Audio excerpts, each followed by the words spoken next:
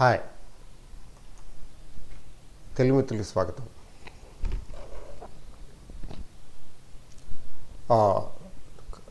Six consecutive sessions up trend సెషన్స్తో తర్వాత ఈరోజు స్మాల్ కరెక్షన్ వచ్చింది. 6 రోజులు వరుసగా 6 సెషన్స్ వరుసగా పెరిగి ఇప్పుడు ఈరోజు 7వ సెషన్లో మాత్రం కొంచెం కరెక్షన్ వచ్చింది. అది కూడా జస్ట్ 142 పాయింట్స్. సో నిఫ్టీ ఎక్కడుంది ఇప్పుడు? నిఫ్టీ 22,055 దగ్గర ఉంది. Down 142 points. 142 పాయింట్స్ అంటే ఆల్మోస్ట్ 0.6 0.7%. బ్యాంక్ నిఫ్టీ అయితే మార్జినల్లీ లో. ఎందుకంటే ఈరోజు బ్యాంక్ నిఫ్టీ వీక్లీ సెటిల్మెంట్ కూడాను ఈ ఆప్షన్స్ అంటే షార్ట్ పొజిషన్స్ ఏముంది, షార్ట్ పొజిషన్స్, అందుకని సెల్ చేయలేకపోయారు. అది ఏమైనా ఉంటే చేస్తే రేపు చేయాలి. సెటిల్మెంట్ ఫస్ట్ డే కదా, అవకాశం ఉంది. తర్వాత నిఫ్టీకి అదే ఆప్షన్స్కి వీక్లీ సెటిల్మెంట్ రేపు ఉంది. వీక్లీ సెటిల్మెంట్ బ్యాంక్ నిఫ్టీకి ఏమో first day of the settlement అయితే నిఫ్టీకి ఏమో last day of the settlement. అది ఎట్లా ఉంటుందనేది ఎంత ఉత్కంఠత రేపేటటువంటి అంశం. అయితే markets have reached all time high 22,250 plus 22,250 ప్లస్కి వెళ్ళి అక్కడ నిలదొక్కోలేక దాన్ని ఆక్షన్ ఫెయిల్యూర్ అంటాం. హయ్యర్ లెవెల్స్లో బయింగ్ రావటం లేదు, దాంతో ఆటోమేటిక్గా సెల్లింగ్ వచ్చింది. బట్ సెల్లింగు కన్ఫర్మ్డ్గా ఏమి అంటే confident sellers are not confident. ఈరోజు మార్కెట్లో ఏంటంటే సెకండ్ హాఫ్ మార్కెట్ తగ్గింది కానీ సెల్లర్స్ ఆర్ నాట్ కాన్ఫిడెంట్. అందుకని అగ్రెసివ్గా అమ్మలేకపోయారు. సో బయర్స్ అంటే బుల్స్ దయదలిస్తే మార్కెట్ తగ్గుతుంది, లేకపోతే తగ్గకపోవచ్చు. దయదలచడం అంటే ఎట్లా అంటే if they want to unwind their positions తగ్గించుకుందాము, ప్రాఫిట్స్ బుక్ చేసుకుందాము అని అనుకుంటే ఈ లెవెల్స్లో అప్పుడు వాళ్ళతో పాటు వీళ్ళు తోడవుతారు. వాళ్ళు కొంచెం అమ్మటం మొదలు పెడుతుంటే వీళ్ళు ఇంకా అమ్మేస్తారు. సో బేర్స్ సిద్ధపడతారు, కొంచెం అగ్రెసివ్గా అమ్మటం మొదలు పెడతారు. అది అయితే గ్రాఫికల్గా టెక్నికల్గా ఎలా ఉంది మార్కెట్, అది చాలా ఇంపార్టెంట్, చూద్దాం. అంతేగాని బట్ టెక్నికల్స్ కరెక్ట్గా అవుతాయని అట్లాంటి అజంప్షన్ తీసుకోవద్దు. ప్రాబబిలిటీ టెక్నికల్స్ కరెక్ట్గా అవటానికి ఉన్న ప్రాబబిలిటీ కొంచెం ఎక్కువే అంటే 100% గ్యారంటీ 100% యాక్యురసీ ఉండదు, కానీ 60-70% ప్రాబబిలిటీ ఉంటుంది, వెయిటేజ్ ఉంటుంది. Subject to other things. సడన్గా ఎందుకంటే మార్కెట్ ప్లేయర్సు కొద్దిమంది కలిసి మార్కెట్ని ఇన్ఫ్లుయెన్స్ చేయగలరు. అందువల్ల ఏంటంటే టెక్నికల్స్ చూపిస్తాయి, but at the same time 100% గ్యారంటీగా తీసుకోకూడదు, జాగ్రత్తగా చూడాలి. ఇప్పుడు మార్కెట్ చూడండి, లాస్ట్ సాటర్డే వీడియో, అంతకుముందు సాటర్డే వీడియోలు, తర్వాత అంతకుముందు వీడియోలు చూసే ఉంటారు. చూడకపోతే సాటర్డే వీడియో ఖచ్చితంగా చూడండి. వీకెండ్కి వస్తుంది వీడియో, సాటర్డే వీడియో, అది ఖచ్చితంగా చూడండి. అందులో వెడ్జ్ గురించి డిస్కస్ చేయటం జరిగింది. వెడ్జ్ ఫార్మేషన్ వచ్చింది. వెడ్జ్ ఫార్మేషన్లో ఉంది కాబట్టి అప్పర్ వెడ్జ్ అక్కడ నిలబడలేకపోవచ్చు, అక్కడ కరెక్షన్ రావచ్చు అన్న విషయం డిస్కస్ చేయడం జరిగింది. చూడండి, that is what we see here. Fall is imminent అంటారు దీన్నే. చూడండి, ఇక్కడి నుంచి నిఫ్టీ ఇది ఇక్కడి నుంచి ఇక్కడి వరకు ఏకధాటిగా పెరుగుతూ పెరుగుతూ స్ట్రెయిట్ లైన్లో, అంటే స్ట్రెయిట్ లైన్లో పెరిగింది. వెడ్జ్, దాన్ని వెడ్జ్ అంటాం. ఈ వెడ్జ్ ఫార్మేషను స్ట్రెయిట్గా వెళుతున్నదంటే వంగుతుందని అర్థం కదా. సపోర్ట్ లేదు ఇక్కడ దీనికి సపోర్ట్ లేదు. ఇలా నిటారుగా వెళ్ళటం అంటే అర్థం ఏంటంటే ఇక్కడ అన్అపోజ్డ్ వెళుతున్నది, కానీ ఇక్కడ ఎక్కడో చోట సబ్సైడ్ అయిపోతుంది. ఎక్కడో చోట దీన్ని momentum, it will lose momentum. ఆ మొమెంటం లూజ్ అయినప్పుడు ఫాల్ మొదలవుతుంది. చూడండి, today it happened. See here, ఇంత క్రితం చూడండి ఇట్లా పెరిగింది, తగ్గుతూ పెరుగుతూ తగ్గుతూ పెరుగుతూ తగ్గుతూ పెరుగుతూ పెరిగింది. అది పర్వాలేదు, అందుకుంది, స్ట్రెంగ్త్ ఉంది. కింద ఇక్కడ అంతే. కానీ ఇక్కడి నుంచి మొదలైంది మాత్రం ఏకదాటిగా స్ట్రైట్ లైన్లో వెళ్ళింది కదా. అందువల్ల ఏంటంటే చూసారా, now you have got it.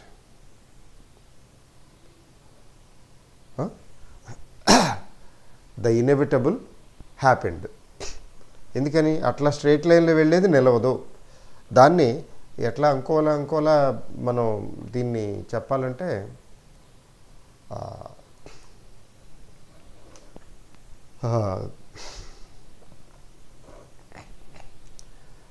Overbought position అని చెప్పుకోవచ్చు. ఓవర్బాట్ పొజిషన్కి యాక్చువల్గా ఆర్ఎస్ఐని కూడా ఉపయోగిస్తాం. ఆర్ఎస్ఐలో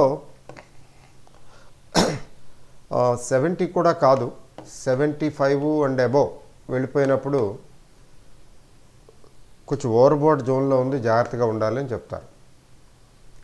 70 సరిపోదు, 75 అండ్ అబోవ్ అయితే.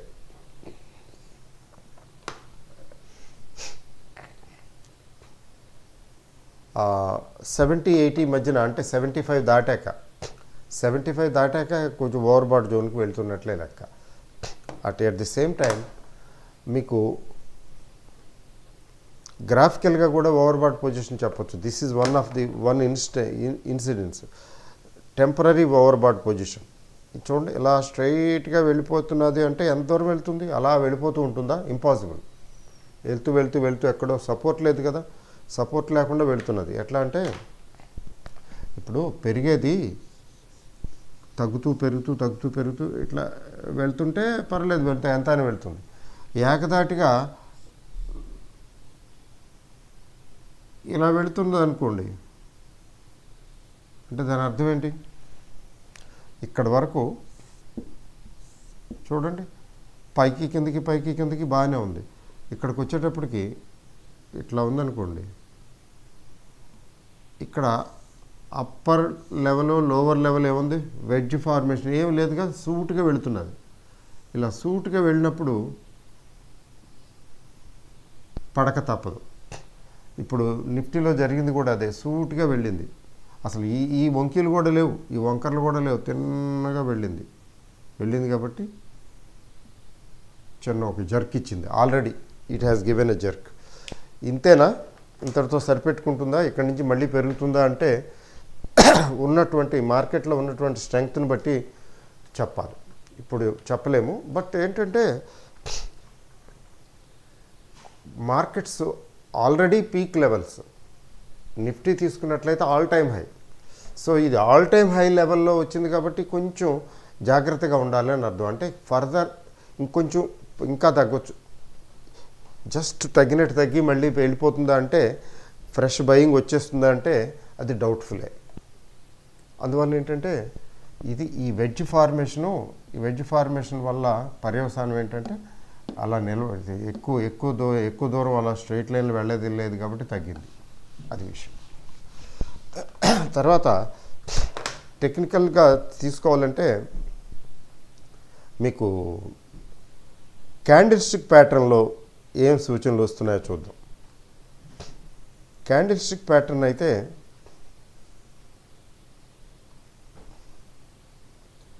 చూడండి, వెరీ ఇంట్రెస్టింగ్ ఏంటంటే మార్కెట్ పెరుగుతూ వచ్చింది,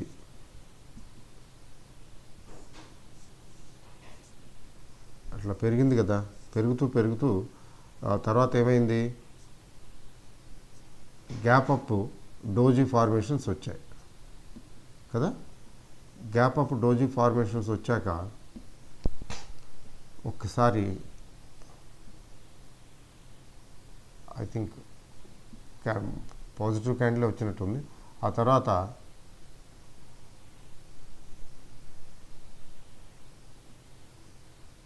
ఓకే, ఇక్కడి నుంచి ఇవన్నీ కూడా పాజిటివే పెరుగుతూ వచ్చాయి. ఇక్కడి నుంచి ఇక్కడ వరకు పెరిగాయి కదండి. వర్చువల్గా ఇదే ఈ పెరగటమే చూడండి, మీరు చెప్పాలంటే స్ట్రైట్ లైన్లో వెళ్ళిందని చెప్పడానికి. ఇలా పెరిగినప్పుడు ఇక్కడ ఏంటి జరిగిందంటే, ఇక్కడ ఈ క్యాండిల్ ఏదైతే ఉందో దీన్ని మూసేసే పెద్ద క్యాండిల్ వచ్చిందనుకోండి, ఇది వైట్ క్యాండిల్ అంటే బుల్లిష్ క్యాండిల్, మరి ఇది బేరిష్ క్యాండిల్ వస్తే ఏంటి పరిస్థితి? ఒక బుల్లిష్ క్యాండిల్ని బేరిష్ క్యాండిల్ డామినేట్ చేస్తే, పూర్తిగా కవర్ చేసేసి పైన కింద కొంచెం ఎక్స్టెండ్ అయితే దాన్ని బేరిష్ ఎన్గల్ఫింగ్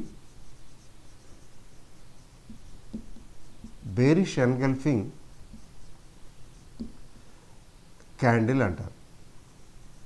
ఇది బేరిష్, ఎందుకంటే వైట్ని డామినేట్ చేసింది, బ్లాక్ డామినేట్ చేసింది కాబట్టి బేరిష్ అంటాం, ఎన్గల్ఫింగ్ క్యాండిల్ అంటాం. చూడండి, మీకు ఇందులో చూద్దాం, చూడండి గ్రాఫ్లో, చార్ట్ ద్వారా చూద్దాం. యాక్చువల్గా ఈరోజు జరిగిన ట్రేడ్లో చూడండి, ఇక్కడ చూసారా రెడ్ క్యాండిల్, లాస్ట్ క్యాండిల్ చూడండి చివర, ఇది రెడ్ క్యాండిల్. అంతకుముందు వైట్ క్యాండిల్, ఈ వైట్ క్యాండిల్ అంతకుముందు వైట్ క్యాండిల్ని ఈ రెడ్ క్యాండిల్ డామినేట్ చేస్తూ పెద్ద క్యాండిల్ వచ్చింది, దానికన్నా పెద్ద క్యాండిల్ వచ్చింది. ఇది 3 months కాకుండా 1 monthలో చూపిస్తాను, కొంచెం పెద్దగా చూడొచ్చు. ఇప్పుడు చూడండి, లాస్ట్ క్యాండిల్ రెడ్ క్యాండిల్ చూసారా, last but one white candle ఇంత ఒక స్క్వేర్ టైప్గా ఉంటే ఇది పెద్ద రెక్టాంగిల్ క్యాండిల్, అంటే దానికంటే ఆల్మోస్ట్ దగ్గర డబుల్. 140 అంటే ఒక 70 పాయింట్లు 75 పాయింట్లు పెరిగినట్లుంది నిన్న. That was the last one. After that పెద్ద రెడ్ క్యాండిల్ వచ్చింది, దీన్ని బేరిష్ ఎన్గల్ఫింగ్ క్యాండిల్ అంటాం. And this bearish engulfing candle చూసారా, బేరిష్ ఎన్గల్ఫింగ్ క్యాండిల్ని ట్రెండ్ రివర్సల్ క్యాండిల్ అని కూడా అంటారు. This is trend reversal candle, అంటే అప్పటి వరకు ఉన్న ట్రెండ్, ఏం ట్రెండ్ అండి, ఇప్పటి వరకు ఉన్న ట్రెండ్ అప్ ట్రెండ్ కదా, ఆ ట్రెండ్ని రివర్స్ చేస్తున్నది ఈ క్యాండిల్. ఆ ట్రెండ్ని ఇది రివర్స్ చేసింది. సో ట్రెండ్ రివర్స్ చేసింది ఒక్క రోజుతోనే సరిపెట్టుకుంటుందా, లేకపోతే ఈ ట్రెండ్ రివర్సల్ కంటిన్యూ చేస్తుందా? చేయాలనేం లేదు. చూసారా, ఈ ట్రెండ్ రివర్సల్ మాత్రం కనబడుతున్నది. ట్రెండ్ రివర్సల్ కంటిన్యూ అవటం అంటే అర్థం ఏంటి, నెక్స్ట్ ఇంకా ఈ రెడ్ క్యాండిల్కి మరొక రెడ్ క్యాండిల్ అట్లా వస్తుంటే ఈ రెడ్ క్యాండిల్స్ బ్లాక్ క్యాండిల్స్ ఏదైనా అంటే కంటిన్యూ అవుతే అప్పుడు క్లియర్ బేరిష్నెస్ అని చెప్పచ్చు. అలా కాకుండా ఒకటి వచ్చి ఆ తర్వాత సర్దుకుంటే మార్కెట్ అడ్జస్ట్ అయితే, లేకపోతే అక్కడక్కడే కొంచెం పెరగక తగ్గక ఉంటే వెయిట్ అండ్ వాచ్, ఇంకా చూడాలి అని అర్థం. But prima facie this red candle indicates a trend reversal, కాబట్టి బేరిష్నెస్ కొద్దిగా కనబడుతున్నది. But 142 points fall is not enough to confirm bearishness. Start just ఇనిషియల్గా కనబడుతున్నది, but this will continue are not, only time will tell. So this is bearish engulfing pattern. ఇక్కడ తర్వాత అక్కడ కూడా అంటే లైన్ గ్రాఫ్లో కూడా కుక్క పైకి వెళ్ళినట్టు వెళ్ళి వంగింది కదా, ఇక్కడ రెడ్ క్యాండిల్ ఒకటి వచ్చింది కదా. సో ఇవి బేరిష్నెస్కి సంకేతాలు. అయితే ఏమిటి మార్కెట్ ఎక్కడ అంటే ఈ మాత్రం స్మాల్ కరెక్షన్ తప్పదు. రోజు పెరుగుతూ ఉండదు కదా మార్కెట్, ఎక్కడో చోట కరెక్షన్ రావాలి కదా. అయితే ఈ కరెక్షన్ ఎంత పెద్ద కరెక్షన్ ఉంటుంది, ఉండగలదు అనేది వీ హ్యావ్ టు సీ. చెప్పలేము. Now we cannot say. మీకు ఆర్ఎస్ఐని ఎగ్జామిన్ చేద్దాం. ఇవన్నీ ఎందుకంటే తెలియదు కదా, ఏమవుతుందో అర్థం కాదు కదా, దానికోసం అని చెప్పి ఇవన్నీ చేస్తాం పరిశోధనలు. కానీ మనం ఇన్ని పరిశోధనలు చేస్తాం, మార్కెట్ ధోరణి మార్కెట్ది, it goes in its own way. చూడండి ఆర్ఎస్ఐ ఈ రెడ్ చూడండి, ఈ రెడ్ లైను ఇక్కడ స్టార్ట్ అయినటువంటి బుల్లిష్నెస్ మార్కెట్లో ఈ రెడ్ జోను ఇలా ఇక్కడి నుంచి కంటిన్యూ అవుతూ కొద్దిగా మధ్యలో సడలించి మళ్ళీ ఇక్కడికి వచ్చింది. అంటే ఇక్కడ వరకు క్లియర్ బుల్లిష్నెస్ చూసారా, క్లియర్ బుల్లిష్నెస్ ఇక్కడ వరకు. మీకు సింగిల్ లైను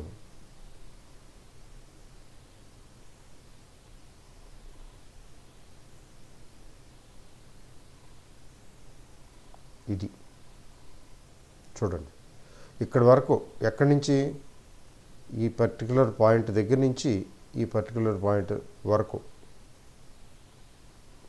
ఎక్కడి నుంచి ఎక్కడ మొదలైందంటే ఇక్కడ మొదలైంది. బుల్లిష్నెస్ ఇక్కడ మొదలైంది. సో ఇక్కడి నుంచి ఇక్కడ వరకు ఏకధాటిగా వెళ్ళింది పైకి కదా. అయితే అక్కడి నుంచి ట్రెండ్ డిస్టర్బెన్స్ వచ్చింది. వచ్చి అక్కడి నుంచి కొంచెం ఇక్కడ ఫస్ట్ డౌన్ ట్రెండ్ మొదలైంది. ఆల్ టైమ్ హైకి వెళ్ళింది కదా, ఆల్ టైమ్ హైకి వెళ్ళిన తర్వాత డిస్టర్బెన్స్ వచ్చింది. సో డిస్టర్బెన్స్ వచ్చిన తర్వాత మళ్ళీ అందుకుంది, పైకి వెళ్ళింది. చూసారా, ఇక్కడి నుంచి ఇక్కడికి అందుకుంది, తగ్గి మళ్ళీ ఇక్కడికి వెళ్ళి.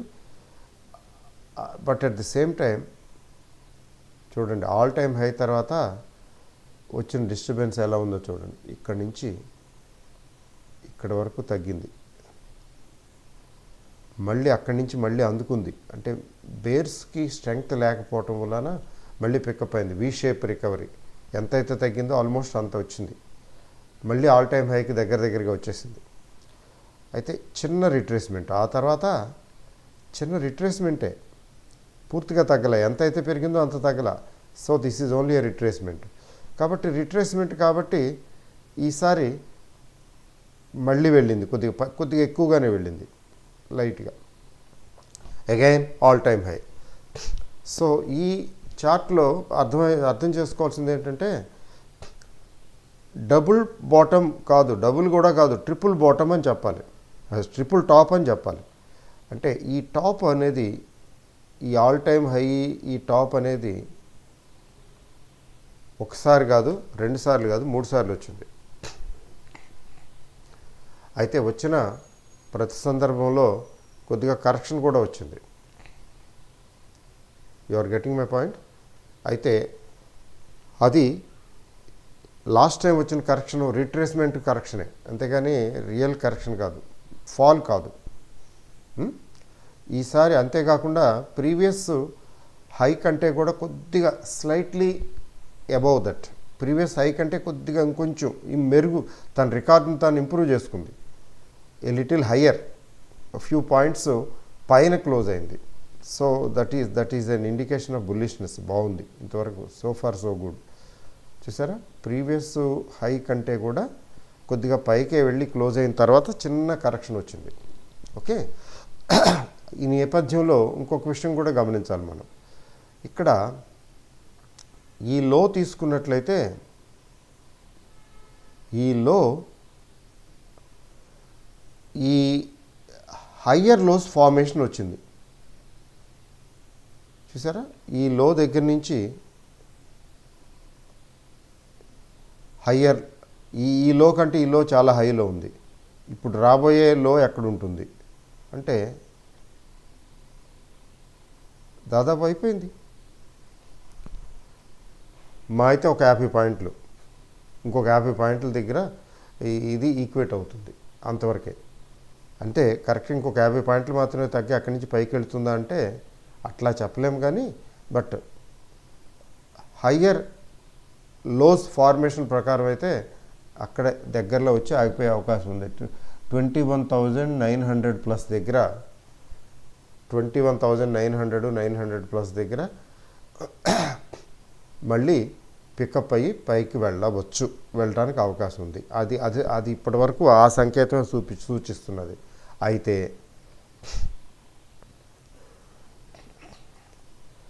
వన్స్ ఇట్ బ్రీచెస్ 21,900 బ్రీచ్ అయితే ట్రెండ్లో డిస్టర్బెన్స్ వచ్చినట్లే కదా.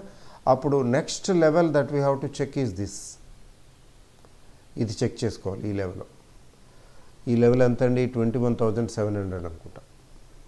21,700 లెవెల్ ఇది చెక్ చేసుకోవాలి. అప్పుడు డబుల్ బాటమ్ కిందకు వస్తుంది. ఇది ఈ లెవెల్కి దిగి వస్తే 21,000 వేసుకుని 21,600 700 అనుకోండి. ఈ 21,700 అగైన్ ఈజ్ టెస్టెడ్.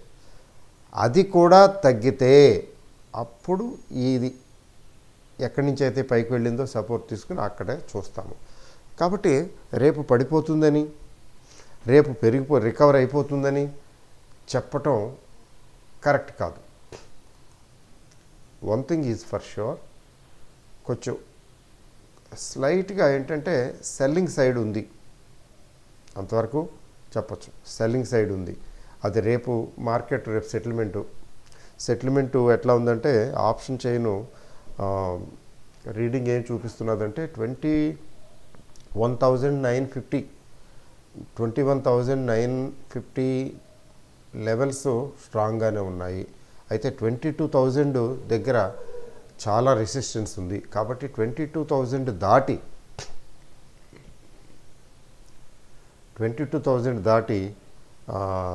వెళ్ళనివ్వరు, ట్రై చేస్తారు. రెసిస్టెన్స్ ఉంది అక్కడ బాగా, అంతవరకే కనబడుతున్నది.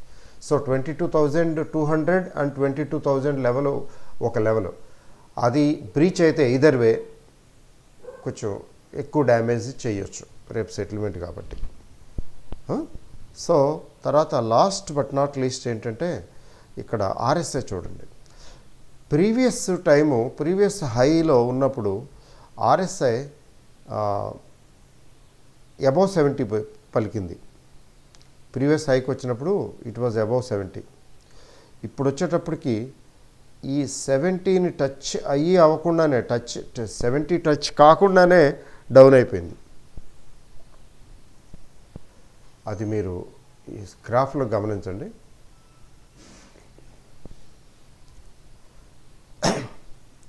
ప్రీవియస్ టైము టాప్లో వెళ్ళినప్పుడు ఆర్ఎస్ఐ అబౌవ్ 70 ట్రేడ్ అయింది. ఆర్ఎస్ఐ అబౌవ్ 70గానే వెళ్ళింది, మూవ్ అయింది. మరి ఇప్పుడు ఈసారి ఆర్ఎస్ఐ 70 టచ్ చేయలేదు. ఈ మధ్యకాలంలో 70 టచ్ కాకుండా పీక్ వెళ్ళింది. చూసారా, 70ని టచ్ చేయకుండానే పీక్ వెళ్ళిపోయింది. ఇంతకుముందు 70 దాటిపోయింది పీక్ వెళ్ళటానికి. సో ఇక్కడ బిలో 70 ఉంది. కాబట్టి ఏమైనా ఫర్దరు ఇంకొంచెం వస్తుందా, సెల్లింగ్ వస్తుందా అనేది మనం చెక్ చేసుకోవాల్సి ఉంటుంది. ఇప్పుడు ప్రస్తుతం అయితే ఆర్ఎస్ఐ 58-59 దగ్గర ఉంది. 58-59 దగ్గర ఉంది. అందువలన ఏంటంటే ఆర్ఎస్ఐ కొద్దిగా అంత స్ట్రాంగ్గా లేదు అని చెప్పాలి. సో కంక్లూషన్ ఏంటంటే మార్కెట్లో